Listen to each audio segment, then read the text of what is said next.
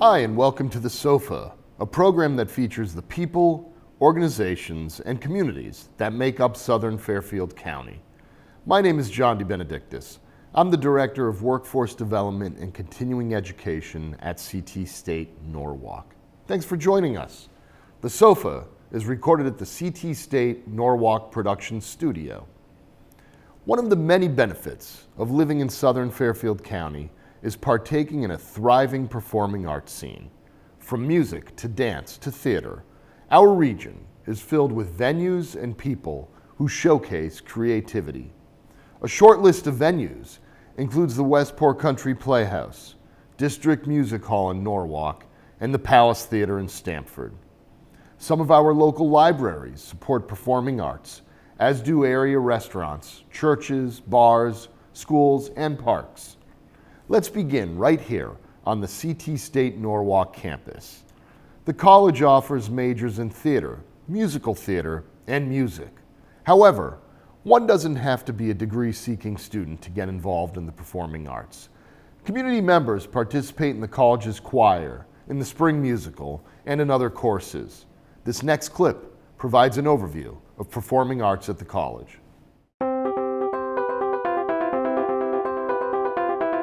Today, we're rehearsing some scenes and projects for the Performing Arts Festival. And it's made up of all of these opportunities for students, both classes and extracurriculars, to put on small-scale projects and come together for one greater performance.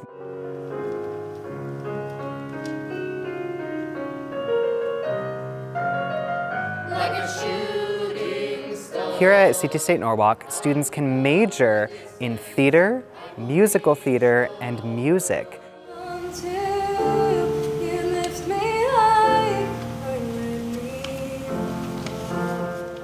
And in addition to the classes we offer, we also have musical productions that we put on. In the fall, we do the Performing Arts Festival, and in the spring, we do a full-scale musical.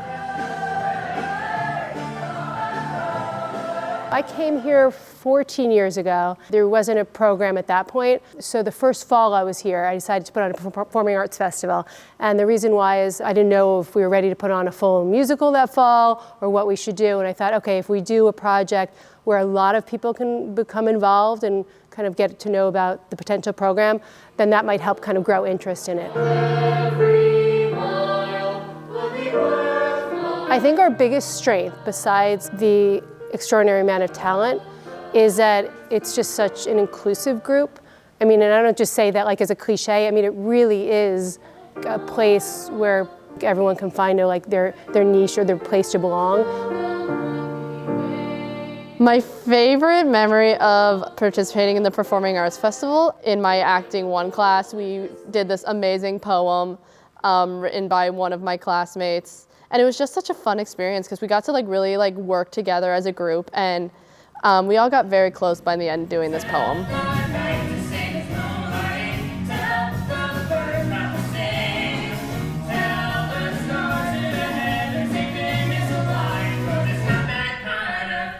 I've been doing performing arts since I was young. Everyone's just so welcoming and kind and really want you not only to succeed, but to do well alongside them.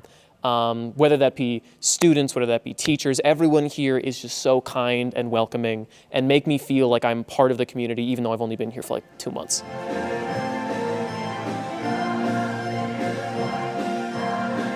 Everyone is welcome here. We celebrate all students, we celebrate all levels of experience and accomplishment. If you can speak, you can sing. If you can move, you can dance.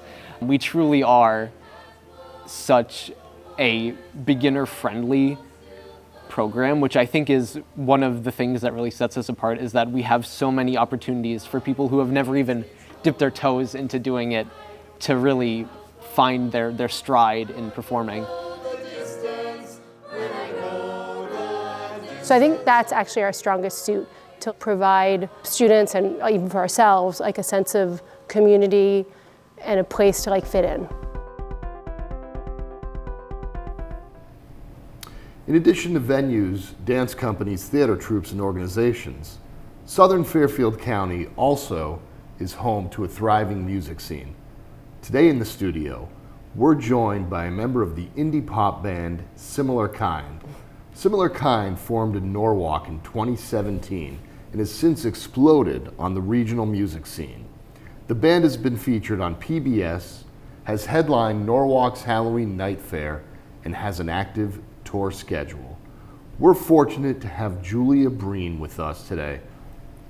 To begin, what's your role in the group? I'm the lead singer. Excellent. How did the band form? It formed kind of, we all knew each other from different musical projects. So, I was in a different band, and then our guitarist Ben was working on our demo because he was recording music.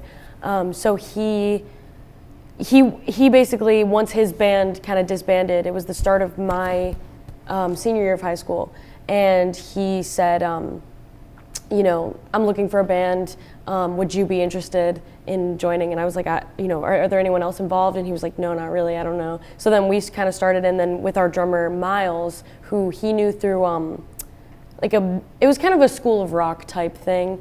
So then it was the three of us and then a couple other people, but then we kind of met our keyboardist and our bassist along the way of like playing shows with them or hearing about other like musicians within the scene, and then once the bassist and keyboardist positions needed filling, it was very easy to be like, oh yeah, that guy was really good, or yeah. Sure. So it kind of like formed over time just throughout knowing people within the music scene. Yeah, well, that's amazing. What are some of your musical influences?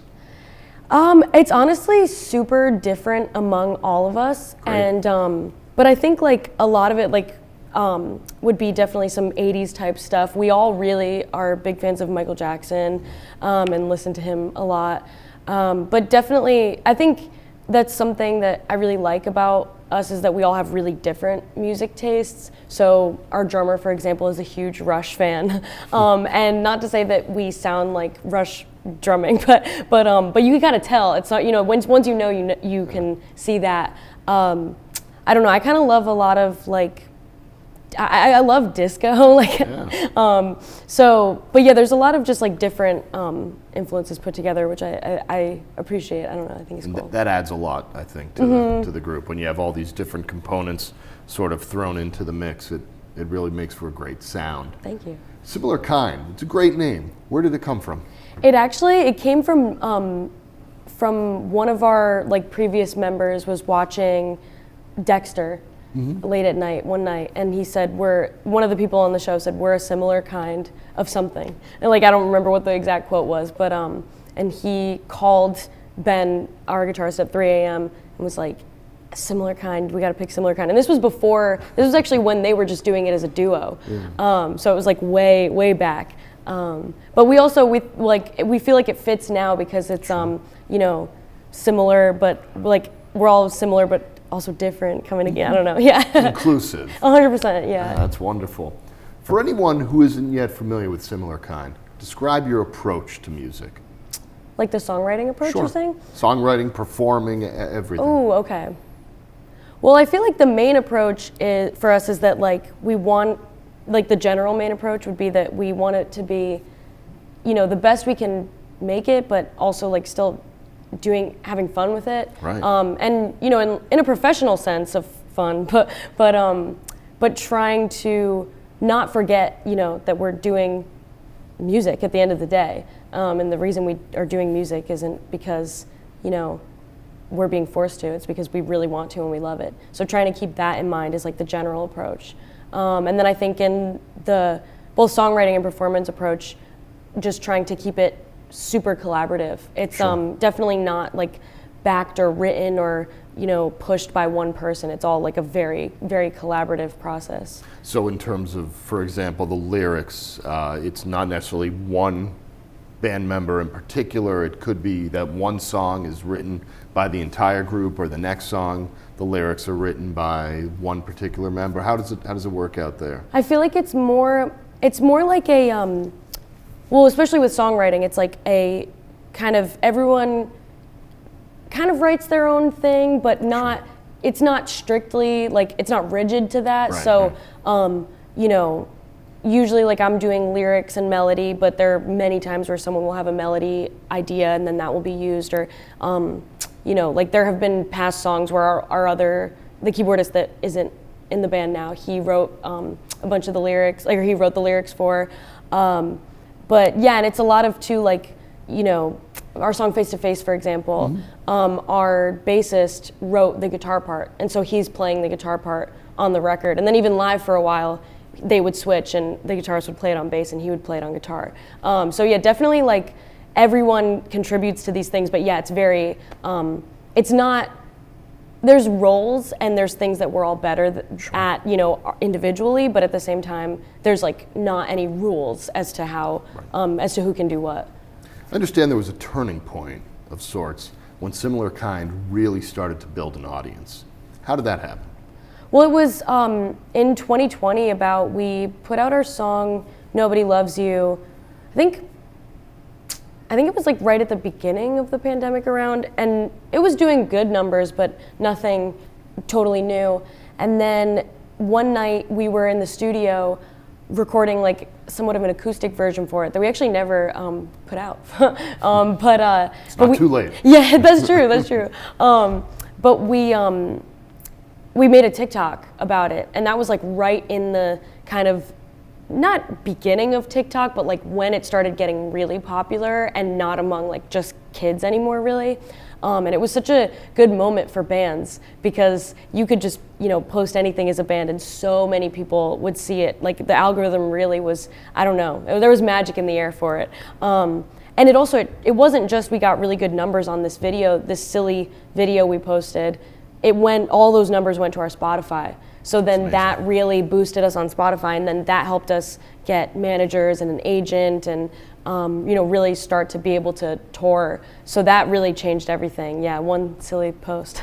Speaking of touring and booking venues, how do you go about doing that? How did that all begin? Do you do it on your own? Does the manager book the tour for you? So now, luckily, our agent does it for us, which is really awesome. That's a difference, yeah. Yeah, 100%. But then in the beginning, it was, we would just cold reach out to places and have a lot of no's and a lot of not responding and stuff. So it was definitely a grind at first, but it was kind of fun. Like the first summer we were a band, we would book our own little shows at like at a, you know, at this bar in Rochester or whatever. It was like all these random places, and, you know, we'd be driving in one of our own cars, and that was super fun. And I always tell bands, like, when they're asking about booking shows and stuff, I'm always like, you know, if they're newer, I'm always like, do that, because that is so much fun and it's like so much valuable experience. Did you fit the entire band and all the equipment in one car? Oh yes, it was terrible. It was so awful. All the way to Rochester. Yeah, no, that was rough actually. When we got a speeding ticket as well, it was well,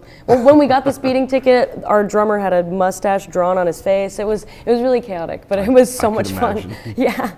Similar Kind has some great music videos. Now, you talked about the process a little bit of songwriting. Mm-hmm. What's the process of making music videos like? Honestly, with everything that has nothing to do with like the music aspect of it, we're really blessed to have so many awesome friends that are really good at art.